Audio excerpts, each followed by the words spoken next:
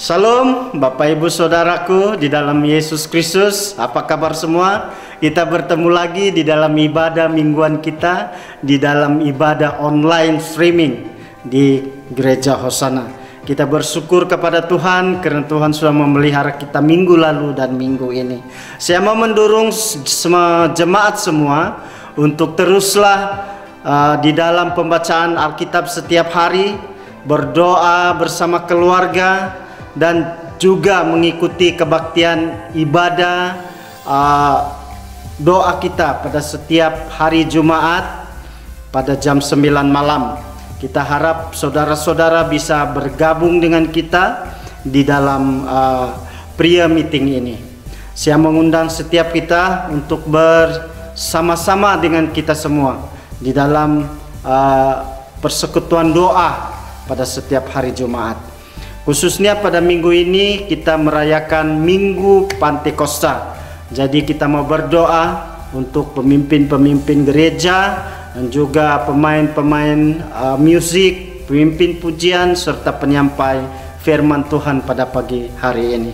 Mari kita semua berdoa untuk memulakan ibadah kita. Bapa di dalam surga, kami bersyukur dan berterima kasih karena sekali lagi kami bertemu di dalam ibadah mingguan kami pada pagi hari ini. Khususnya pada minggu ini adalah Minggu Pantekosta. Kami berdoa setiap orang dapat dipenuhi oleh Roh Kudus supaya dapat menginjil kepada orang lain dan supaya mereka dapat membawa jiwa baru kepada Tuhan Yesus Kristus. Kami berdoa untuk kebaktian ibadah kami pada pagi hari ini, untuk pemimpin pujian dan penyampai firman Tuhan serta jemaat kami sekalian, supaya Tuhan memberkati mereka. Terima kasih Tuhan Yesus. Kiranya Engkau bertakhta di dalam pujian dan penyembahan kami. Dalam nama Yesus penebus dan juru selamat kami yang hidup, kami sudah berdoa. Amin. Shalom, selamat pagi semua. Selamat bertemu kembali di dalam ibadah online. Dan apa kabar semua? Adakah Anda sehat semua di sana?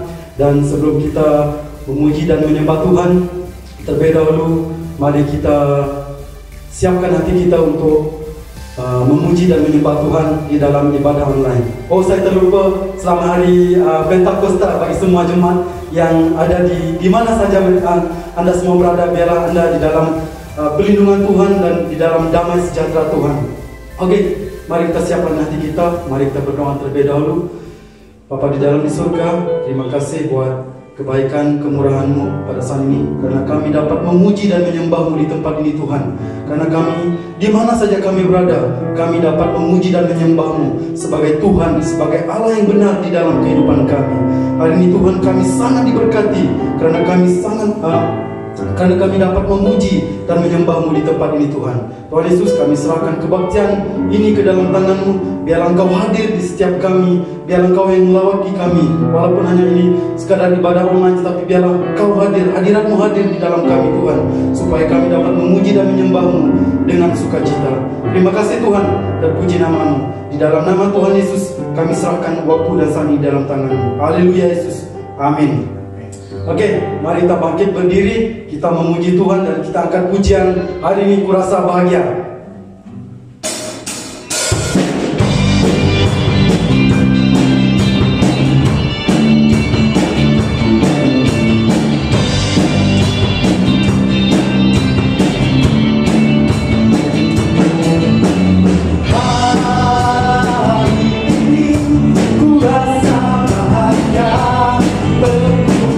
Saudara semua,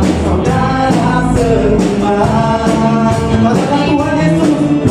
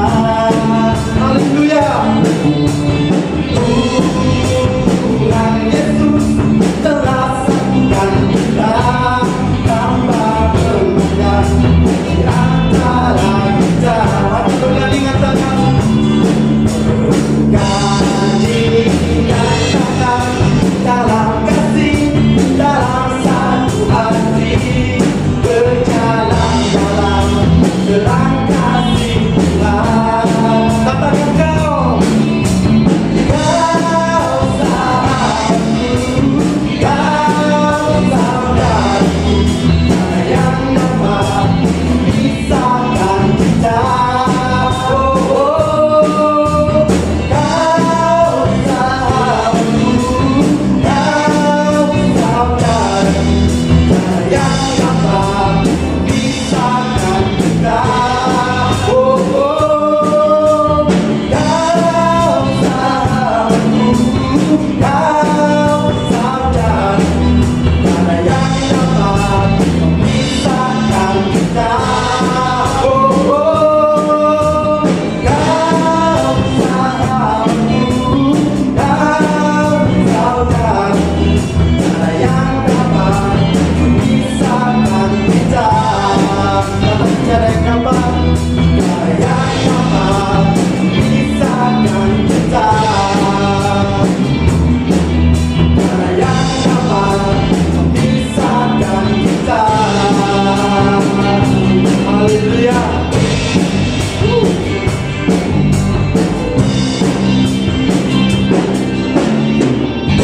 Haleluya, berikan bagi Tuhan kita. Haleluya. Haleluya Yesus. Mari kita siapkan hati kita untuk menyembah Tuhan. Mari kita tunduk kepala kita di hadapan Tuhan. Oh, mari angkat suaramu, sembah Dia.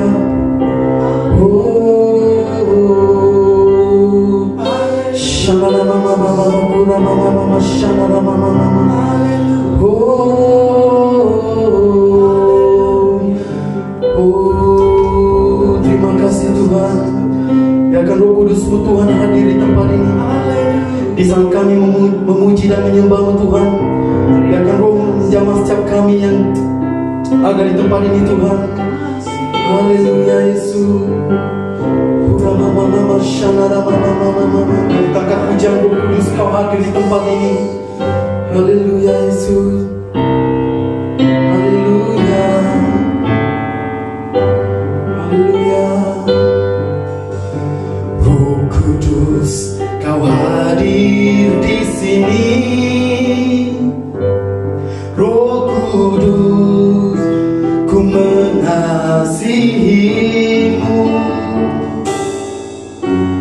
Kau lembut, Kau manis, Kaulah penghiburku, penolongku, diutus Bapa-Ku.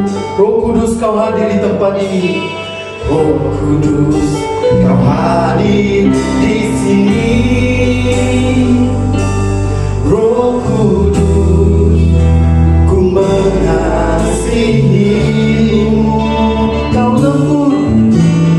Kau lembut, Kau manis, Kaulah penghiburku, penolongku, diutus Bapa-Ku. Kau buka hati kami Tuhan. Ku buka hati untuk Roh-Mu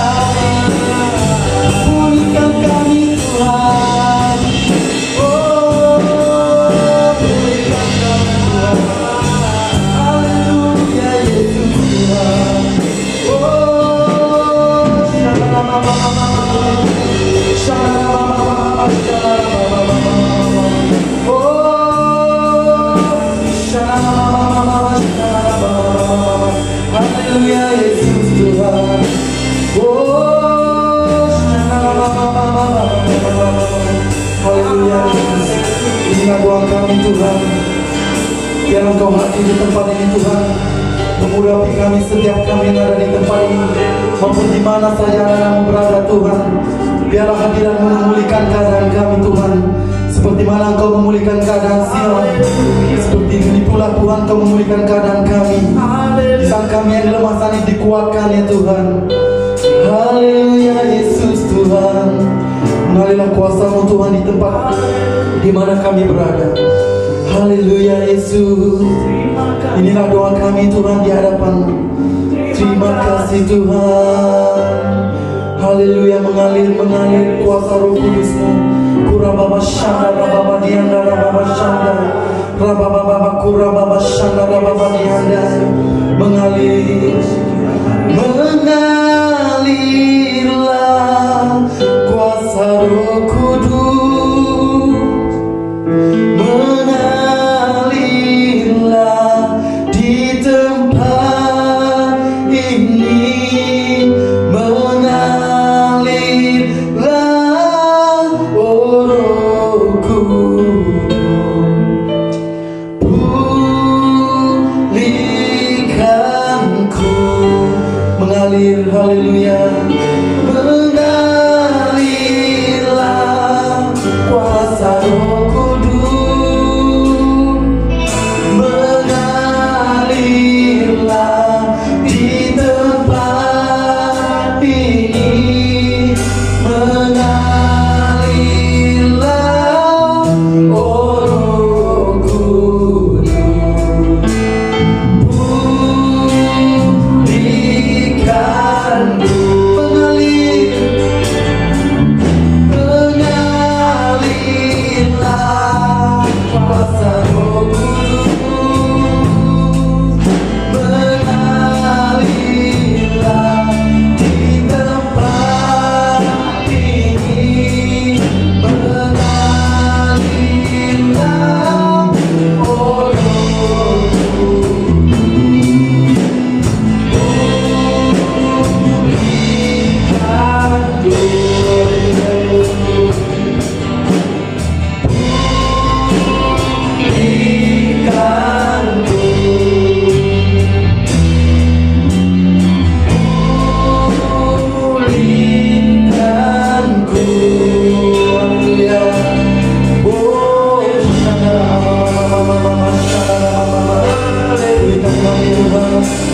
dengan kuasa haleluya Tuhan, kami berani bersaksi haleluya, supaya Roh menyala-nyala di dalam kehidupan Tuhan. Terima kasih Tuhan, terima kasih Yesus.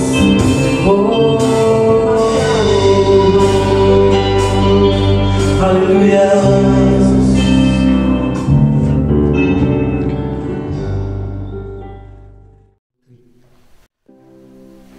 Mari Bapak Ibu Saudaraku sekalian, kita siap memberi kepada Tuhan. Firman Tuhan berkata, Tuhan mengasihi orang yang memberi dengan senang. Dan kita akan memberi pada kali ini adalah berlainan sedikit, karena kita harus memberinya dengan secara online. Dan nomor account bank akan tertera di screen di dalam selepas ibadah ini akan selesai. Dan saya mau mendorong saudara supaya memberi dengan senang hati untuk kemuliaan Tuhan. Mari kita berdoa sebelum kita memberi perpuluhan. Bapa di dalam surga, kami mengasihi Engkau, sebab itu kami memberikan sebahagian daripada apa yang kami miliki. Dan kami bersyukur karena Tuhan masih memberikan kami pekerjaan. Kami bersyukur karena Tuhan masih memberikan kami rezeki untuk diberikan kepada orang lain juga, untuk sama-sama berbagian di dalam pelayanan. Berkati tangan-tangan yang akan memberi secara online ya Tuhan, dimanapun mereka berada. Kiranya Tuhan berkat menyertai mereka sepanjang hidup mereka. Berkati apapun pekerjaan tangan mereka, di dalam pekerjaan apapun yang mereka lakukan Tuhan, Engkau memberikan mereka berkat yang berkelimpahan. Terima kasih Tuhan, di dalam nama Yesus kami sudah berdoa. Amin.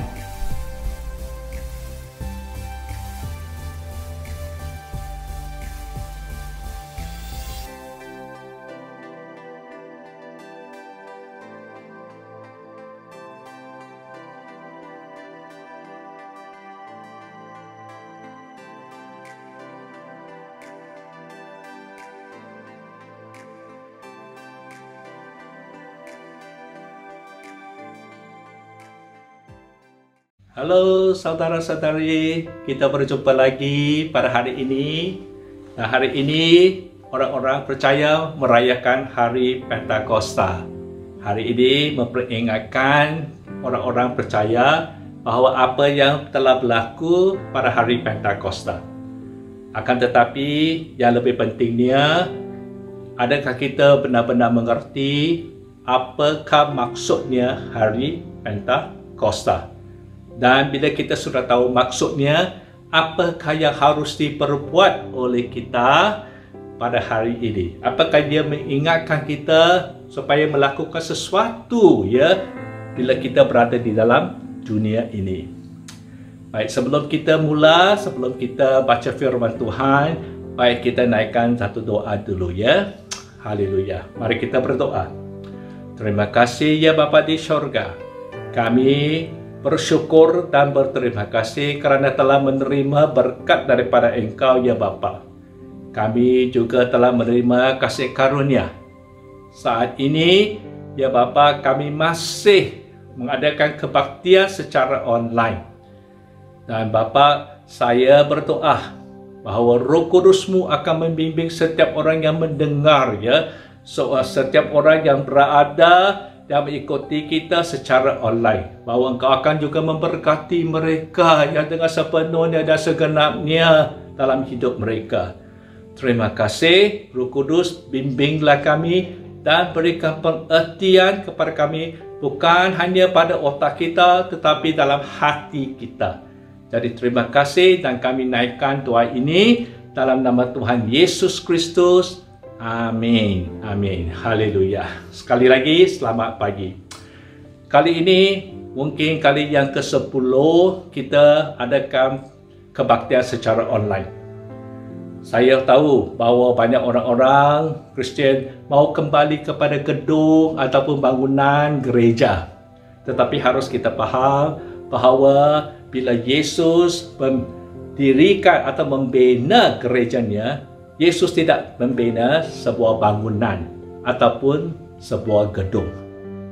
Malahnya, Yesus kata gereja sebenarnya adalah orang-orang yang percaya kepada Tuhan Yesus Kristus. Inilah mereka. Inilah gereja yang dimasukkan oleh Tuhan Yesus Kristus. Amin. Haleluya. Ya saudara-saudari, hari ini hari Pentakosta. Jadi, apa artinya hari Pentakosta dan apa harus kita lakukan pada hari ini? Itu satu persoalan yang penting bagi kita semua. Sebelum kita baca ya daripada Kisah Para Rasul pasal 2 ayat 1 hingga 4. Kalau kita lihat dalam dunia ini, bila manusia, setiap manusia yang dilahirkan dalam dunia ini, mereka dilahirkan daripada rahim ibu mereka, termasuk saya. Dan bila kita keluar daripada rahim ibu kita, kita masuk ke dalam dunia ini. Dan bila sudah masuk dalam dunia ini, kita akan hidup berpuluh-puluh tahun sebelum kita keluar daripada dunia ini. Dan keluar ini berartinya manusia kita semua akan mati. Jadi kita masuk dan kita keluar daripada dunia ini. Tetapi di antara masanya kita masuk dan keluar daripada dunia ini, kita akan hidup di dalam dunia ini. Kita tidak bisa pergi ke mana-mana. Tubuh kita hanya berada dalam dunia ini. Mungkin kita akan keluar ke bulan, tetapi akan kembali juga kepada dunia. Jadi kalau kita lihat sebenarnya, dunia ini menjadi satu kurungan, satu penjara bagi kita. Kita berjalan, kita makan, kita tidur, kita kerja, semuanya setiap hari kita masih dalam dunia ini. Jadi apakah jalan keluar dia daripada kurungan ini? Seperti juga ya, kalau seorang ditangkap dan ditahan di dalam penjara. Masanya dia di penjara, dia tak boleh keluar daripada penjara. Walaupun dia bisa berjalan-jalan di sekeliling penjara, tetapi dia tidak ada kebebasan keluar daripada penjara. Manusia pun sama juga, ya. Kita tidak ada kebebasan keluar daripada dunia ini. Sejak kita dilahirkan dalam dunia ini, manusia sudah mengalami penderitaan dalam dunia ini, kesusahan dalam dunia ini. Jadi kita selalu mau cari jalan keluar daripada tempat ini. Jadi hari ini Bapak mau ceritakan, ya, sesuatu, ya, yang akan menolong kita dan juga memberikan satu pandangan yang berbeza, ya, di mana bagaimanakah seorang manusia bisa keluar daripada penjara dunia ini. Jadi dalam hari Pentakosta ini, kita mungkin mula-mula, ya, kita mau baca, ya, daripada satu ayat, iaitu di Kisah Para Rasul pasal 2 ayat 1 hingga ayat 4, ya. Kisah Para Rasul pasal yang kedua ayat 1 hingga ayat yang ke-4. Mari kita lihat dalam ayat-ayat di sana. Dan ikutilah Bapak. Dan saya akan baca sekarang dia juga.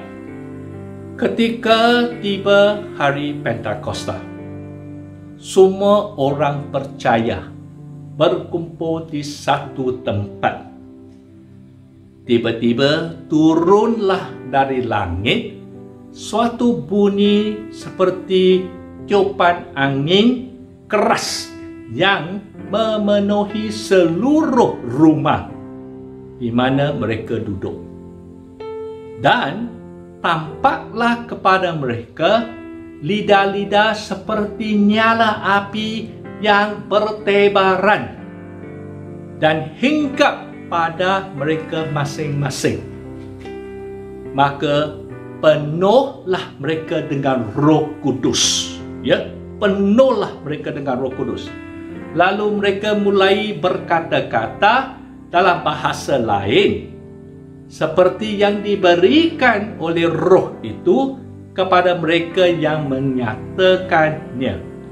Jadi pada hari Pentakosta, yaitu dalam ayat yang pertama, pada hari Pentakosta orang percaya mereka berkumpul dalam satu tempat, dan di tempat itulah mereka menerima Roh Kudus yang telah dijanjikan Yesus kepada mereka. Jadi mereka menerima Roh Kudus, dan saat mereka menerima, yaitu bila mereka dipenuhi dengan Roh Kudus, dalam ayat 4 dia berkata di sini bahawa lalu mereka mulai berkata-kata dalam bahasa lain. Nah, itu satu mukjizat, satu yang ajaib, kerana mereka bisa berkata-kata, bercakap dalam bahasa yang mereka tak pernah belajar, mereka tidak tahu. Itu satu yang luar biasa bagi manusia. Jadi bagi orang-orang percaya, bila kita sebut hari Pentakosta, biasanya kita kaitkan hari Pentakosta dengan kuasa Roh Kudus yang diberikan kepada orang percaya supaya kita bisa adanya bahasa-bahasa lidah dan juga bisa adanya bercakap dalam bahasa-bahasa lain. Itu selalunya yang ditumpukan oleh orang-orang percaya bila kita sebut hari Pentakosta. Walau itu pun itu tidak katanya salah, tetapi apakah sebenarnya hari Pentakosta? Jadi kita sudah mengerti, ya, hari Pentakosta sudah bila datang, ini dah telah berlaku. Jadi bila ayat ataupun sesuatu cerita yang telah dituliskan dalam Alkitab, dia selalu diikuti dengan satu perbuatan. Ada satu maksudnya. Mengapa Roh Kudus turun kepada manusia? Mengapa kuasa itu diberi kepada manusia? Kenapa kuasa itu diberikan kepada orang-orang percaya? Itu yang penting yang kita harus tahu. Jadi dengan itu, ya, saudara-saudari, Bapak mau ceritakan sesuatu, ya, iaitu apakah maksudnya ataupun apakah gunanya kuasa Roh Kudus itu diberikan kepada orang percaya. Dengan itu saya mau kita bersama-sama baca, ya, Kisah Para Rasul ya, buku yang sama, tetapi sekarangnya kita ke pasal yang pertama dalam ayat 8. Ya, Kisah Para Rasul ayat pertama, ayat yang ke-8. Baik, kita baca bersama-sama. Dalam ayat ini dia berbunyi begini. Tetapi kamu akan menerima kuasa kalau Roh Kudus turun ke atas kamu. Dan kamu akan menjadi saksiku di Yerusalem dan di seluruh Yudea dan Samaria dan sampai ke hujung bumi. Sekali lagi ya. Tetapi kamu akan menerima kuasa kalau Roh Kudus turun ke atasmu. Jadi ini satu janji. Janjinya ialah bila Roh Kudus turun kepada kita, yaitu kita baca tadi ya, di pasal 2 ayat pertama, yaitu pada hari Pentakosta, Roh Kudus turun. Jadi dalam pasal pertama ayat 8 di sini, kita akan menerima kuasa kalau Roh Kudus turun ke atas kita. Dan bila dia turun ke atas kita, apakah maksudnya?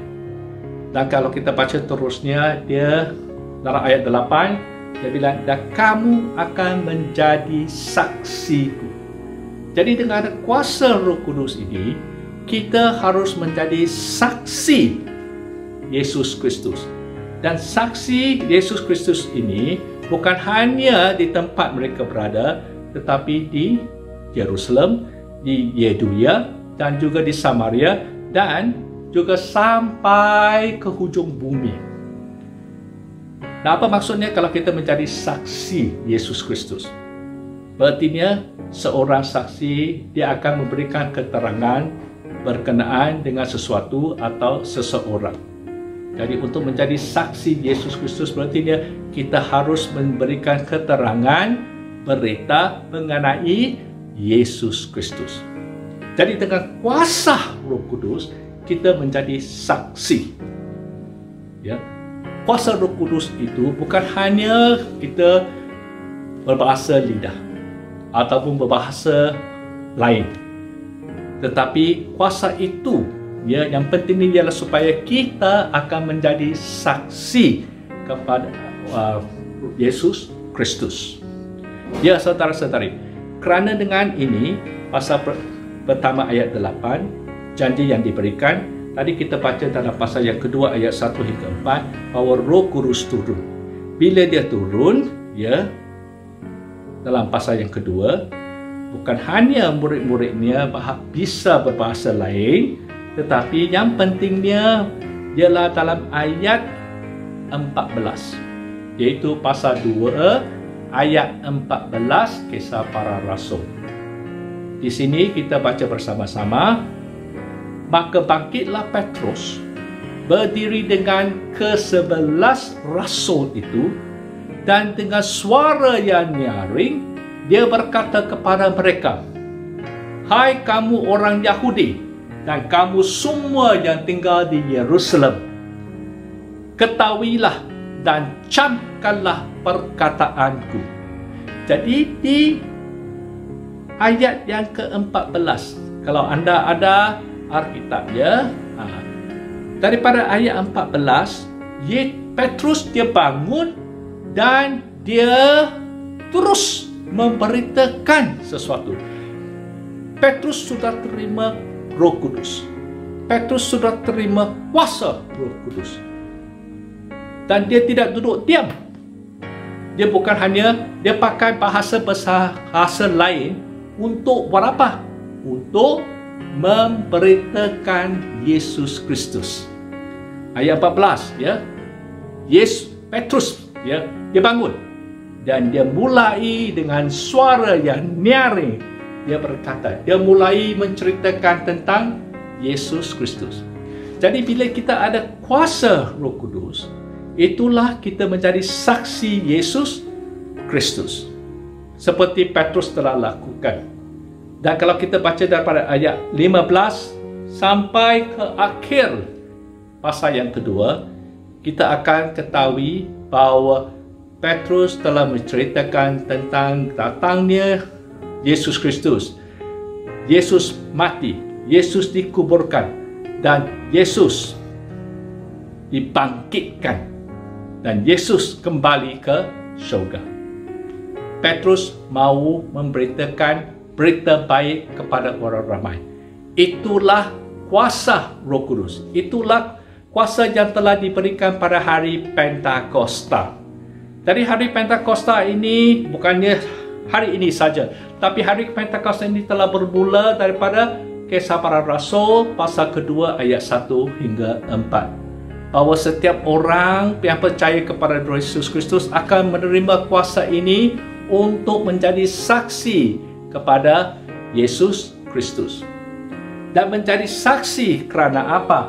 Kerana di dalam dunia ini, sebentar tadi Bapak bilang bahawa dunia ini adalah satu penjara. Orang-orang di dalam dunia ini mereka sesat. Jadi dengan kuasa Roh Kudus, ya, kita sebagai orang percaya yang telah menerima kuasa ini, kita harus memberitakan Yesus Kristus kepada orang-orang yang sesat, yang telah dikurung dalam dunia ini. Memberitakan supaya mereka benar-benar bebas, ya, bebas. Saudara-saudari, dalam satu ayat dalam kitab Lukas, iaitu Lukas pasal yang ke-10 ayat 1 dan ayat yang ke-2. Nah, kita baca dua ayat ini. Kemudian pada hari itu Tuhan menunjukkan 70 murid yang lain, lalu mengutuskan mereka berdua-dua mendahuluinya ke setiap kota dan tempat yang hendak dikunjunginya. Nah, perhatikan ayat yang kedua. Katanya kepada mereka, Yesus berkata kepada mereka, tuaian memang banyak, tetapi pekerja sedikit. Kerana itu mintalah kepada Tuan empunya tuaian, supaya dia mengirimkan pekerja-pekerja untuk tuaian itu. Nah, hari Pentakosta ini yang telah kita baca tadi dalam pasal 2 ayat yang pertama. Hari Pentakosta ini kalau dalam Perjanjian Lama, ya, dia tidak disebut sebagai hari Pentakosta. Dalam Perjanjian Lama dia disebut sebagai hari tuaian. Kalau dalam bahasa Inggeris iaitu Feast of Harvest. Harvest iaitu tuaian. Jadi hari tuaian itu dalam Perjanjian Lama. Kalau kita lihat dalam Perjanjian Baru ini, kita dapat perkataan ini hari Pentakosta bersama dengan hari tuaian. Kalau kita tadi baca Lukas pasal 10 ayat yang kedua, Yesus kata apa? Tuaian memang banyak, tetapi pekerjanya sedikit. Jadi pada saat ini, di dalam dunia ini, dalam penjara ini, sudah ada tuaian. Sudahlah ada banyak orang yang masih sesat. Jadi hari Pentakosta merupakan satu hari di mana orang percaya kita akan harus keluar dan menuai, supaya orang-orang dalam dunia ini tidak lagi sesat dan mereka akan dapat kebebasan. Itu yang pentingnya, ya, hari tuaian. Sebab tuaian memang banyak dalam dunia ini. Inilah hari dia. Bukan esok, bukan minggu akan datang, bukan tahun yang akan datang, tapi setiap hari ialah hari tuaian. Setiap hari merupakan hari Pentakosta, bahwa kita harus, ya, menuai, harus menuai. Itu pentingnya, ya, kalau kita nak memperingatkan hari Pentakosta, itu sangat penting.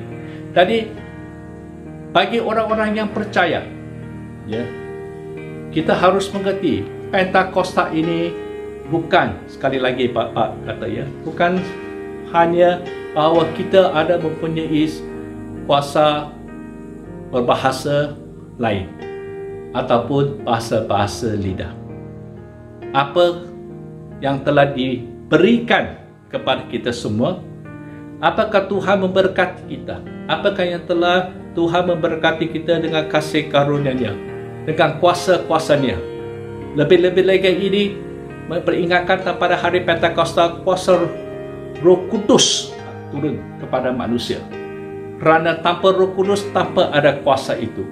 Jadi, orang percaya kita mesti was-was, kita mesti pandai-pandai. Pakailah kuasa Roh Kudus ini. Kerana kalau kita tidak ada kuasa, maka hidup kita sebagai orang percaya ini macamnya tak ada membawa faedah, tak berhasil. Kerana saya tahu bahawa ramai orang bila mereka percaya kepada Tuhan Yesus, mereka percaya, mereka duduk dan mereka tunggu kembalinya Yesus. Duduk, tunggu kembali Yesus. Di tengah-tengah, mereka tidak mau buat apa-apa.